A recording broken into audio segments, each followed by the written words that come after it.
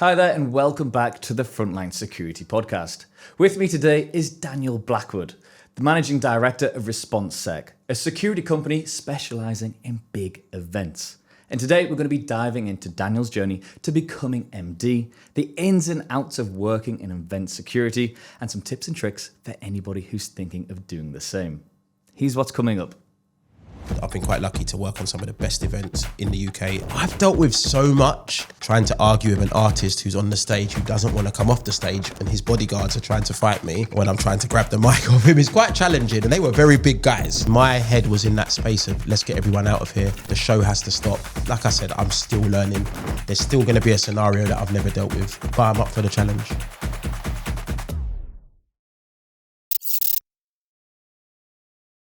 Right, first of all, Daniel, thank you very much for joining me today. Thank you very much for the invite. Should we go right to the start? What made you first start working in security? So I think when I left school, I wanted to join the police force. Wasn't too sure how that was going to go. A lot of my friends were in security at the time, and I'm talking 25 years ago now, so I know I don't look that old, but 25 years ago. But I wanted to look at the police, and I looked at private security, and I thought that was my journey. So I started as soon as I was legally able to, which was 18, went into security, started from a retail background, so spent a lot of time in supermarkets and shops, done that for a good few years, working in some of the toughest parts of London, catching shoplifters, and then sort of like went into the events and club sector, and that's where it started, really, the journey. And do you remember the first event you worked? Was that kind of like, okay, this is for me, this is where I want to be? I think I started more on the club scene. So originally I started as a doorman, and I was working in a club in Watford, I remember now, called Area. Good times. I was a young doorman, wasn't as chubby. Worked on the club doors, it was good fun being young, working around older doormen. And back then doormen were very different. It was, they were called bouncers back then, not the door supervisors we know today. There wasn't the SIA, that kind of thing. So you had a council license back then. And doormen were quite respected. They were all big, burly people. So it was always like kind of looking up to those, and they were like my inspiration to get further into the security industry. But I was always like a businessman on the side. I was always buying and selling things. I was a bit of a hustler when I was younger, all legal. And sort of like went into business, and I think my first security business I started when I was 21. So it was quite young. I had a shop, and I remember I wasn't getting a lot of money. I was making about £1 an hour or something like that. Funny enough, one of the guys that worked for me is still a good friend of mine. We just had a little shop. I still worked full time, but I had the shop on the side, and that was kind of my journey there. And I started saying, well, you can do this. You can get a security guard here, put him there, make a few pounds off it. And that's exactly how it started. And then from then, was that when ResponSec was born? So ResponSec came a good few years later. And don't get me wrong, ResponSec at the moment is a great business. It's really good for me, but I've won and lost many times in business. It's not easy. Especially when I was younger, you get money, you don't know what to do with it. You can go a little bit crazy. I had all the fast cars and all that, but didn't have nothing else. Went through a few struggles like that. Business went downhill, came back up. We always had a lot of people supporting us, so people would come to me for a certain type of service. So if they had a certain event on, they would ask me to bring certain types of guys there to look after those type of events. And that's basically where it started, and the journey just went on and on and on and on from there to what it is today, a growing business, probably one of the larger event companies in London. So we're up there in the same level as some of the real big boys, catching up with them even more, where we cover a lot of festivals for a lot of clients. And we enjoy it. We enjoy what we do. So do you think when you first started and set up that first security company, is that kind of what kind of helped progress ResponSec, building up those contacts, learning those experiences? Yeah, a lot of it comes from contacts now, recommendations. We don't have to have a sales department or anything like that. A lot of work comes to us. So people give us a call, or they'll know me and they'll say, oh, Dan, can you look at this job for us? Look at this festival. Everything comes from word of mouth and recommendations. We haven't, luckily over the years, I've never had to have a salesperson come in and do that, because your reputation in this business is everything. And I've been quite lucky to work on some of the best events in the UK and some stuff worldwide as well. So it's been a good journey, and it's still growing. I'm still learning every day, still picking up new work. But we're at a place now where we can decide what we want to do. Whereas before you'd probably take everything and maybe regret some of them. Now you mentioned there that ResponSec is probably one of the biggest event security firms in London. I'm going to take that. I'm going to take that. You know, it's not the biggest, but we're in the league. We're just under the league, right? They're just sitting there. You're on the table. Mid-place, yeah. What made you decide to specialise solely in events, so like festivals, gigs and that kind of thing? I think that's just where my forte was, and I think that's what I enjoy to do, the mass deployments, or doing specialist stuff at other festivals. So some festivals we might be there with other big companies, but we might just specialise in a certain part, whether that's response teams or in church or supplying the dogs outside or they're external. I just wasn't into the club sector, the club and pubs. It wasn't really for me. We do some what we call super clubs and big venues, but I wasn't into doing pubs and stuff like that. It just wasn't for me. The stress comes with it. A doorman calls in sick. It's only a one-man door. Your doorman gets attacked at 2 a.m. You're having to, and I did stuff like that when I was younger. You know, getting out of bed, going to sort it out. It just wasn't my journey. And events is really what I love to do. It's not easy. There's a lot of pre-stuff before people can go and enjoy themselves. There's a lot of work that goes into it, a lot of stress.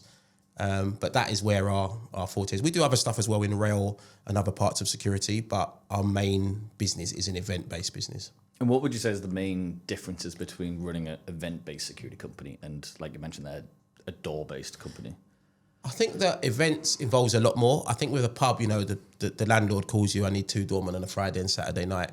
You know, you find 2 doormen, you put them there. With an event, there's a lot more that goes into it. There's the meetings, there's the pre-planning, there's all the logistics that goes around it, you know, whether that's booking the staff, whether that's sorting their lunches out, whether that's uniform, washing the kit. You know, sometimes I remember when I first started, my house used to have 100 high vises hanging in there. There's a lot involved, whereas a door and a club is kind of just your Friday, Saturday night, you kind of know what you're doing. But events, sometimes we're planning them from 6 to 8 months in advance, sometimes even a year, because there's so much involved in it. You know, you look at New Year's Eve, we start talking about that in February. Some of the summer festivals, we were talking about them last year, so it's getting ready for them and planning. And things change, obviously, last minute, but at the start of it, there's a lot of work to be done. People don't understand that. They go and enjoy themselves, buy a ticket, get drunk, party. There's a lot that goes into making sure people are safe in those events. Yeah. Now, focusing solely on event security, what are the main responsibilities of a security professional at, say, a big event?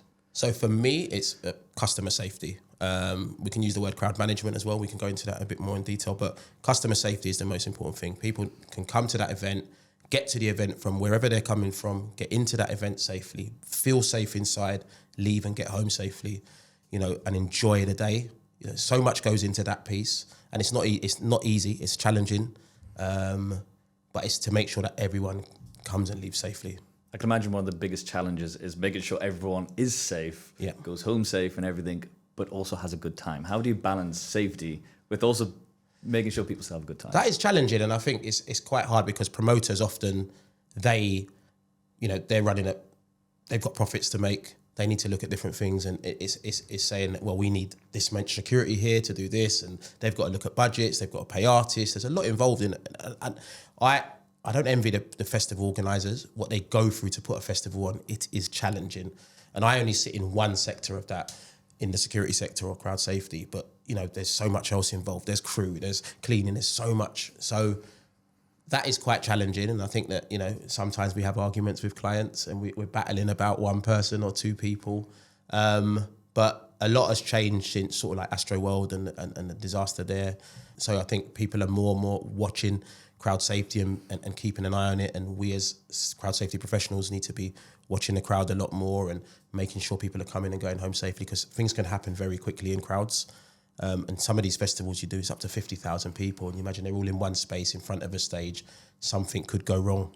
So really, really important. Yeah, we'll move on to crowd safety in a little bit, but you still work yourself, don't you? You're still boots on the ground. I love it. I'm not a suit guy, as you can see. I'm a T-shirt, combats and boots guy. I get out on the ground. A lot of people tell me off for it. A lot of my team probably tell me you need to have a rest. But I love what I do. I love getting out there. And my team, we're all hands-on. Unfortunately, if you come to my company even as an administrator, you will work in the field. That is where someone's laughing in the background, but that is exactly what it is. We are all hands on deck. It's part of the industry. It's part of what we do. I love it. I love getting out there. I love putting my earpiece on. I love getting out in the field, talking to the staff. We are nothing without the staff. You know, I can do all the planning, but without those guys on the ground and my senior team, we are nothing. I suppose as well, you kind of need to do it to kind of fully understand how, I mean, it's constantly changing environments and things. So by you being there, you can fully understand it and communicate with the team more. Definitely. And I think the team respect that. I think the guys on the ground like to see me. I hope they do anyway. Probably don't sometimes when I catch them on their phones or something. But in general, you know, they like to see the management team out there. And it's very important for me that we look after those guys because we need them to be switched on. We need them to be alert. We need them to be dealing with issues. And a lot of that involves what we tell them, what we brief them, how good our briefing is towards the staff, how much information we give them. It's really, really important to be out on the ground. 100%. We touched on before about all the pre-planning that goes into running these events. Talk to me about your main responsibilities when you are leading an event. So you start probably from the first part, you start talking about how many staff you need, what you need. So, you know, the client might come to us and say, right, I've got this festival, I'm putting it on. And this is talking about a new festival, for example. A lot of the ones you do year by year, you learn as you go along and you might change something the following year. But if it's a new festival, they'll come to us and say, we're putting this on. It's 5,000 people. It's in a field in Croydon. We're going to use this type of fence. We've got these artists. So we do the risk assessments, method assessment. You look at all that kind of stuff. Who's coming, what the clientele is like, what the transport links are like, how we can get people in and out, what the license requirements are for the council. There could be police meetings. You might sit and go to a police meeting. You probably do a tabletop exercise, which is an exercise we do multi-agency, where we all sit around the table, the ambulance service, the fire brigade, security, cleaners, everyone, and talk about how you deal with something if it went wrong. They're really, really important, and most events now do them pre-event. And then you start getting into the sort of like the numbers game, the planning, how much kit you're going to need, how much staff you're going to need, how much supervisors you're going to need. There is so much involved, literally so much. And if I didn't have my team that work with me, I'd struggle.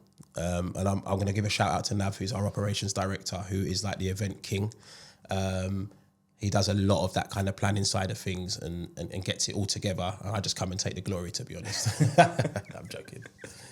Yeah, it seems it's fair to say there's a little bit of work that goes into each a event. lot of work. But people don't understand that. They don't understand. It is tough. It is tough. Even just getting the kit, you know, loading the van, getting the kit, getting it to site, the logistics when you get to site, you know, signing all the staff in. When you've got a multiple job where, for example, there's 100 to 150 staff, you've got to sign them all in. You've got to give them a high vis. You've got to give them a lunch pack. You've got to give them water. You've got to give them a poncho in case it rains. You've got to then deploy them, put them into their positions, explain to them those positions, show them what wristband has to come through that point, show them who's allowed to come through. Oh, it's not easy. So many things that I'm sure most people don't even think realise. of. They don't realise. Like you said, they're ponchos. Yeah. If it's raining, ponchos. You know, if it's sunny, hats and sun cream.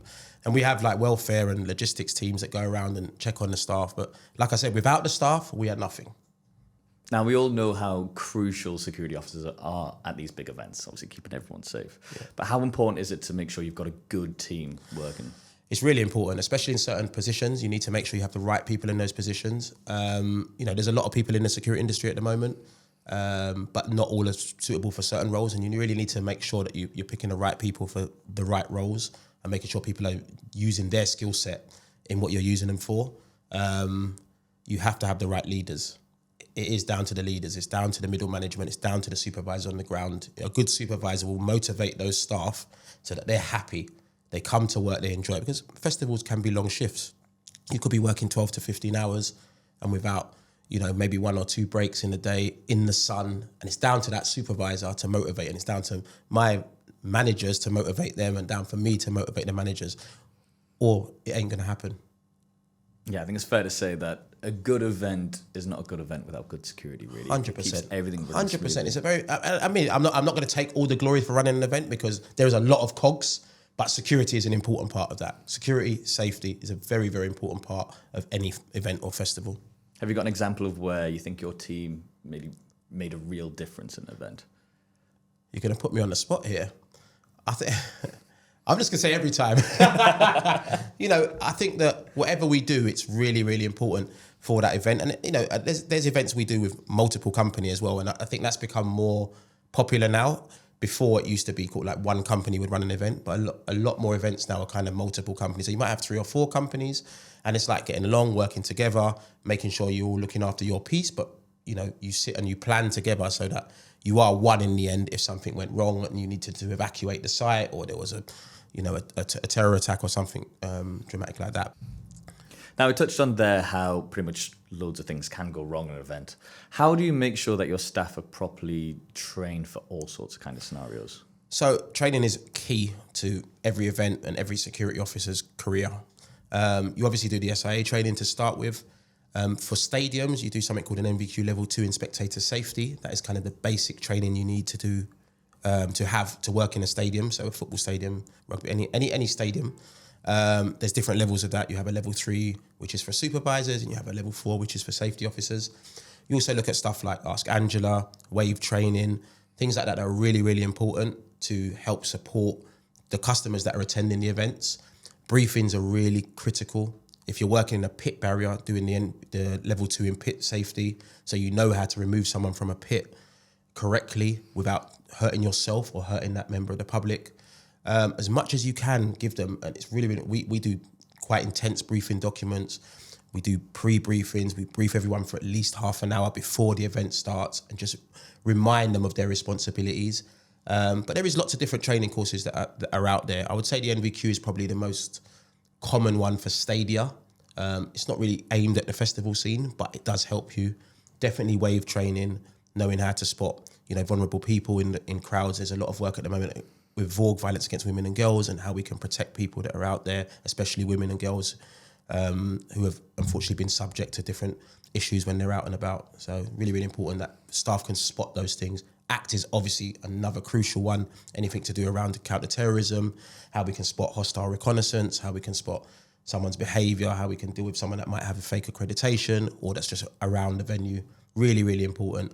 And we constantly push out, what the UK threat level is, what to do if you see something, talking about run, hide, tell, talking about different things. So there's all those different courses that really, really help people. Yeah, the more the merrier. The more the merrier. And, as things change and develop over the next few years, I believe more training will come out. Obviously, it's getting people into those courses, but a lot of it is just kind of in-house training, toolbox talks, what you can do better, how you can be better, how you can deal with things. And when you are looking to hire new staff, what are the main traits you're looking for? To be honest, we as an event-based business, we have quite a high amount of staff on our books. Most security staff you'll find in the event sector, they work for many companies. So I have my loyal guys, but I'll also have guys that work for me one day, but the Oasis gig's on this week. They might want to work the Oasis gig. We might not be doing it. They'll go and work for another company. That's how the event sector is for most store supervisors and stewards. It's you go to the best event, you go and work. So I think for us, we are always looking for staff because our business needs staffing. Festivals require sometimes up to 200-300 staff per festival. So we have a constant recruitment process going on. So it's really good for us if people come with training already, any specialist training. We try to develop people that come in through the door as well. I try to meet as many people as I can. But, the odd time you really get someone that comes in that's different. They might come in with some qualifications already. They might have a level 3 and it's like, right, that's great because you've got that supervisory experience. We can put you out in the field. We can develop you more, get you onto level 4 courses, get you onto level 5 courses and really help you grow. In general, stewarding and security staff, there is thousands of them. Some are great, some are not. But, you have to have a variety of staffing for the different roles. You have more specialist roles where you might need a certain caliber, and you have some roles that, in theory, anybody can do that's come out and done a door supervisor course, got that license, and you can say, right, you're going to start on here, you can learn how to search today. You might be external. And then you grow, people want to move into response. That's everyone's kind of dream. I want to be on response. I want to run around. I want to reject people. So that's kind of their next goal. Everyone likes to work up to that or to be a supervisor. And we've brought up a lot of young supervisors recently. Really important for me to develop people within the teams, to make our lives easier and just to help them. And if they're really inspirational, it really helps the people underneath them come up. So really, really important. 100%. And going back to when you were actually in your event days, what kind of role was it that you enjoyed the most? I mean, I was definitely wanting to be in response. I think that's probably why I named the company this, because it was kind of like ResponSec. That works. We just got response with a C on the end. And we kind of started in that sector. So originally, the big companies, who now I'm probably not too far underneath them, would call me and say, Dan, we need some response guys for this festival. Can you bring some guys in? And that's how we started, and that's how the name came. Although that's not what we do anymore, only. Some people still think that, ResponSec, you only do response. No, we do everything. Anything you want in security, we will do. But yeah, I've been on the ground, I've been on an exit. My first job as a doorman, I remember I turned up in a suit, it was oversized. I went to the door, nobody knew me, they didn't care about me. Oh, who's this guy? He's the new guy. They put me on the back door, I was freezing. Stood there for 5 hours like this, freezing. Nobody cared about me. It's funny because I still know some of those people now, funny enough, and it's a small world. But yeah, you have to start somewhere and you have to learn and you have to develop and you have to build your skills. Really, really important. And you can only do that by getting that experience out in the field. Nice. Now, moving on to high pressure situations, because nothing always goes right. There's always hiccups and that kind of thing. Have you got any examples about maybe when something was starting to go wrong and ResponSec kind of saved the day? I wouldn't say I've got any real direct ones, but I think any time in a festival environment, when you look at what they call a show stop, that is probably the most tense time, or a really serious medical. And they do happen, unfortunately, often. And a show stop is where the show is stopped temporarily or permanently due to a crowd issue or a serious medical issue or due to weather. You know, if we've got lightning on the way, things like that, these kind of things would stop or pause a show. I've been in quite a few show stops. They're very tense. It's a big decision to call as well. You know, I'm actually trained and qualified in stopping shows, but it's a scary moment to stop a show. I could talk about a scenario as well. It wasn't in this country, but it was in Africa. We went to work on a festival there with my colleagues, and we had to stop the show because the crowd got into the festival. They took over. The police, who were meant to be doing the security, had left. And, you know, my colleague had to stop the show. Very tense. It could be concerning for your clients, you know, but safety was first and safety was paramount.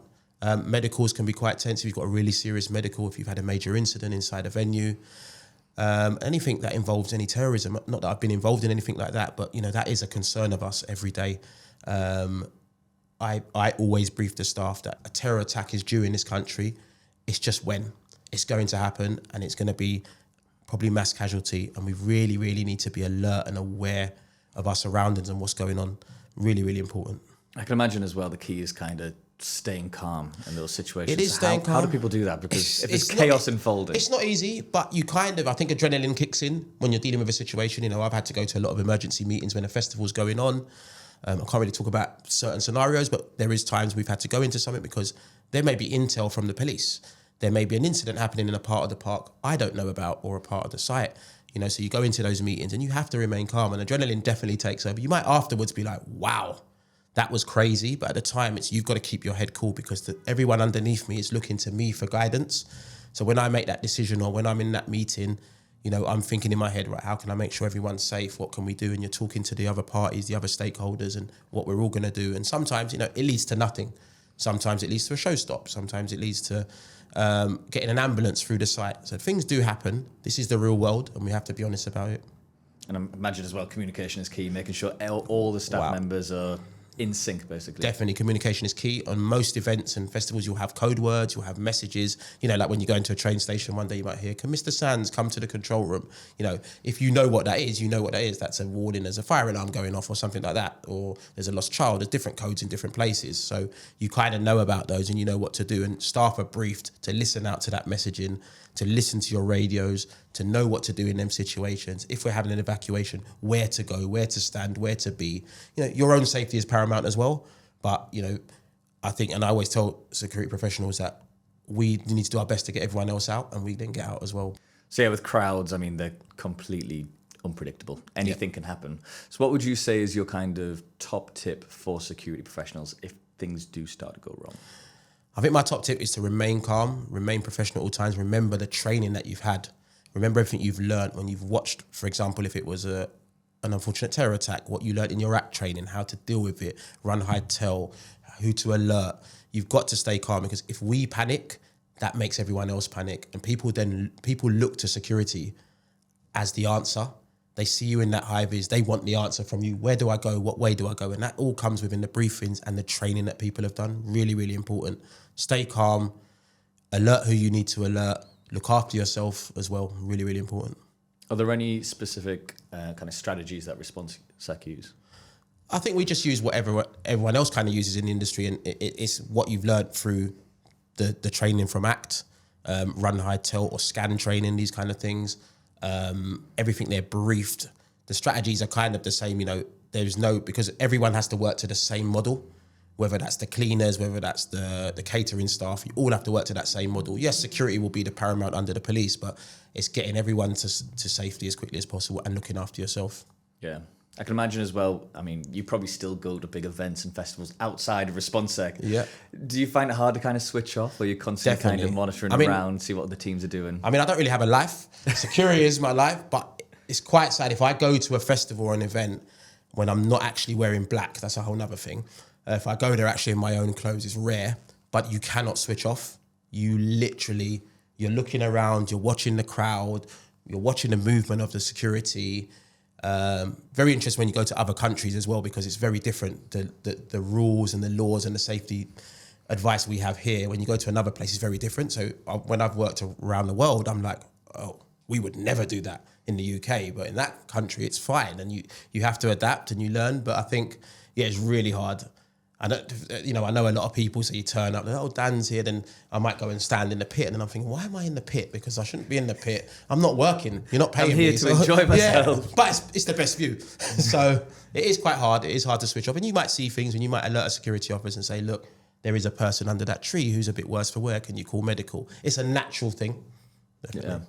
Yeah, I was at the London Stadium a couple of weeks ago for Sam Fender. Oh, wow. And I was looking concert. around, I was scanning, and who was there? ResponSec. I must say, everyone who I saw was doing a great job. Everyone was super friendly, helping when they were asked, basically. So, yeah, that was nice to see. It's a good concert, really a nice venue as well. They have a lot of companies that work there. We are one of the companies that supply there.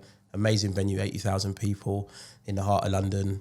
It's a good concert. I don't know who Sam Fender was, but I know he's from Newcastle now, and he had a lot of fans. But it was a really cool gig. Yeah. So what are the biggest mistakes that you see that other people do whilst working at events? Oh, I think it's keeping switched on. And I think, it happens to everyone, not just other companies or ourselves. It's keeping the staff motivated and switched on. My biggest pain is staff on their mobile phones, filming the show. I hate it.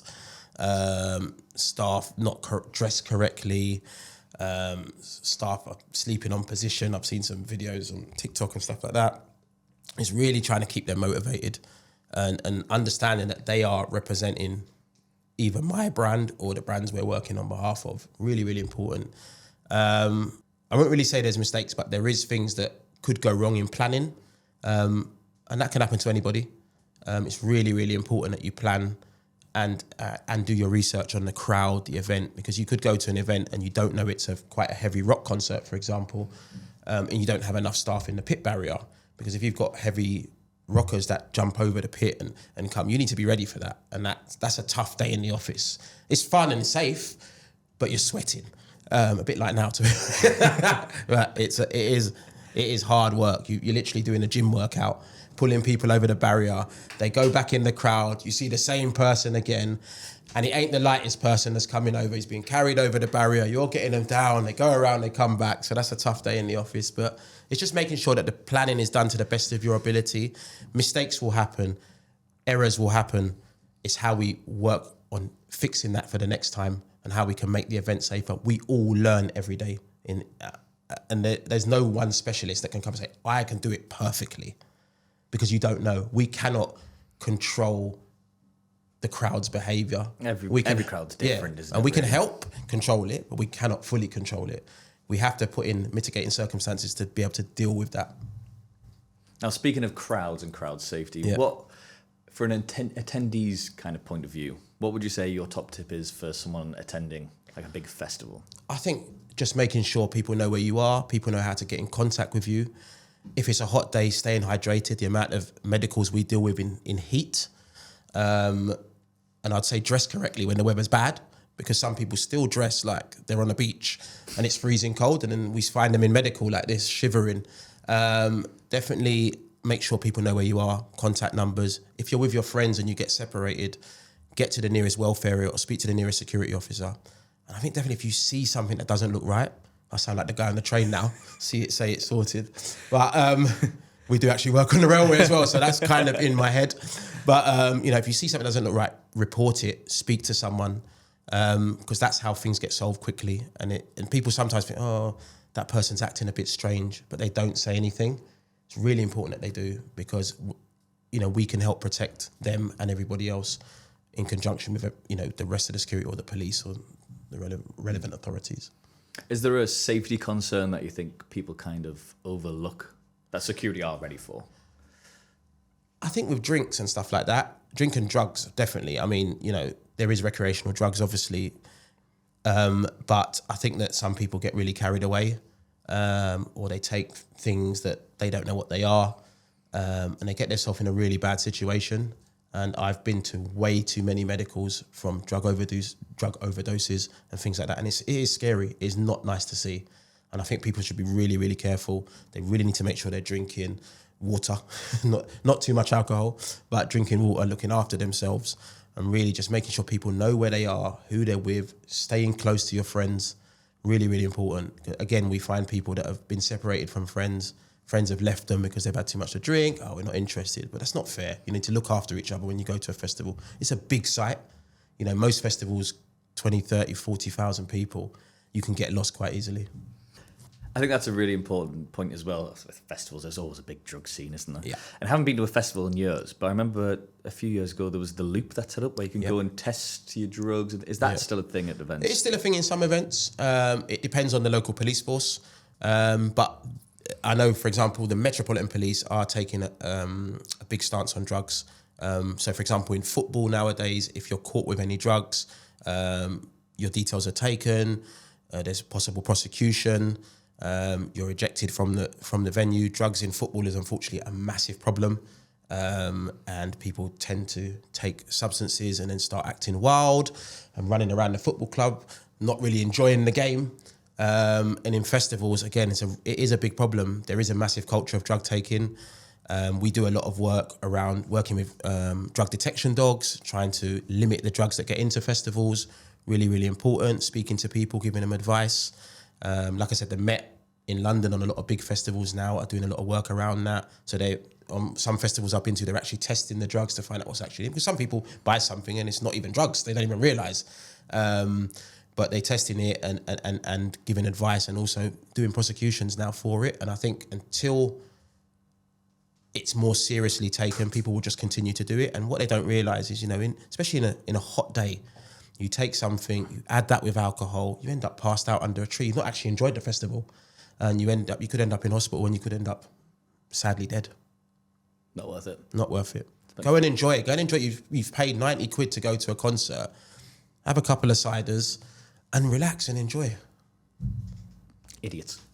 I agree. Right, now let's move on to like a kind of a quick fire question round. Right, go on. Right. So what would you say is the first bit of equipment you have if you're working an event? Ooh, for a newbie or for someone like me?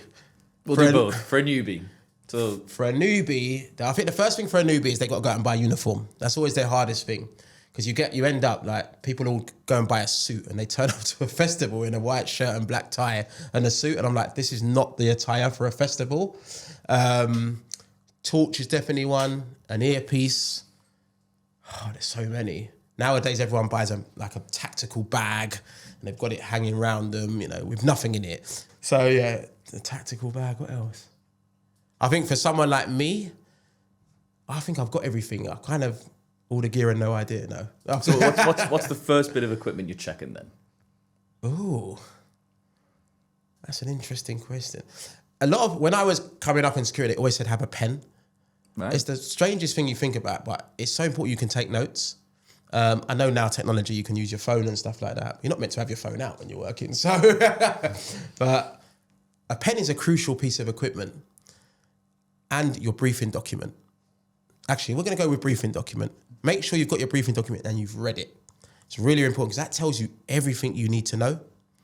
I know it's not really equipment, but it is important. It counts. It counts. We'll take that. I'll accept it. All right, what do you think is the most rewarding part of working in event security specifically? For me, everyone getting home safely. It's really, really rewarding, and seeing people smiling and enjoying themselves, coming out, enjoying the festival. And when they leave and they say, thank you so much, it makes me feel that we've done our job to the best of our ability. Or when we solve an issue, save a life, get someone to medical that needed it, get someone the help they needed. It's really, really rewarding.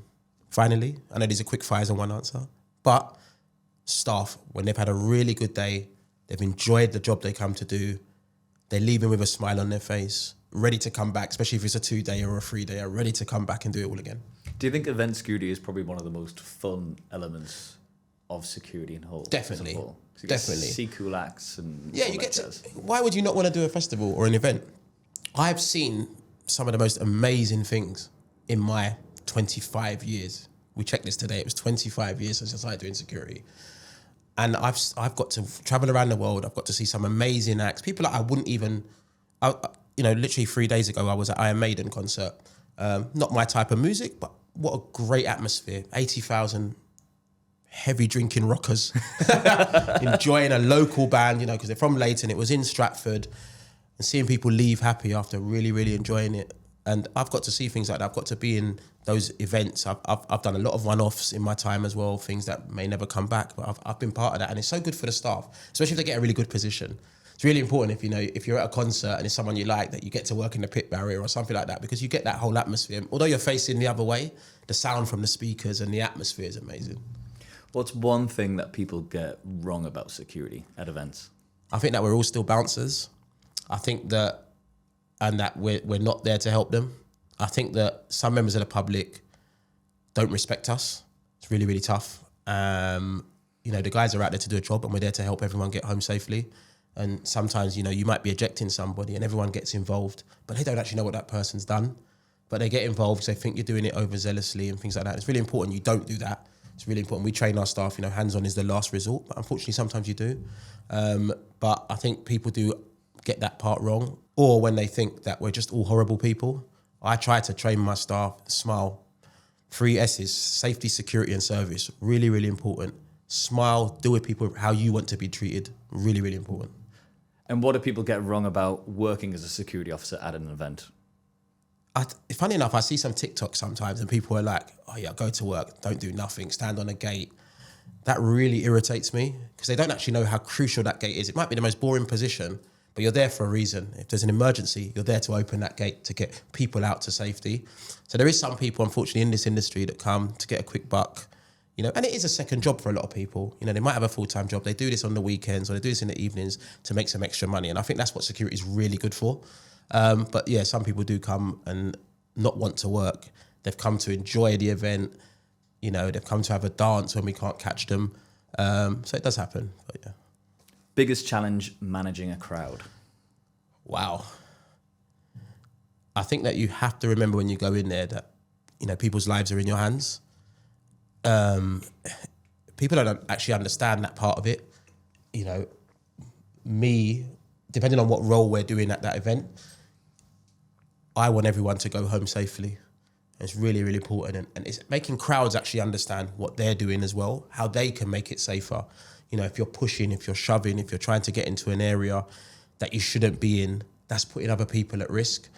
And there's definitely needs to be some work on that around public perception and what we need to help kind of advise the public. So there's a documentary currently on Netflix where people tragically lost their lives in a crowd, due to crowd crushing. Crowd crushing can happen at any time. Crowd movement, the way the crowds move, sway, anything that can happen when there's a certain artist on a stage. So much work goes in now, even to programming, where what artist is on what stage, so that, if you've got a multiple stage site, that you don't have the whole crowd at one stage at one time. Crowd crush happens more than we believe. We really make sure everyone is safe, especially people at the front of the barrier, what we call the pit barrier, things like that, and to make sure there's no pressure on them, because it can be very dangerous, and getting people out as quickly as we can. And do you have what's the craziest thing you've ever had to deal with at a festival? Wow, you're putting me on the spot there. I've dealt with so much, I don't even know what the craziest is, and I'll probably remember after this interview, but I've dealt with so much, as I said, the event that we done in Africa was quite challenging. It's very different. The rules and regulations there are very different.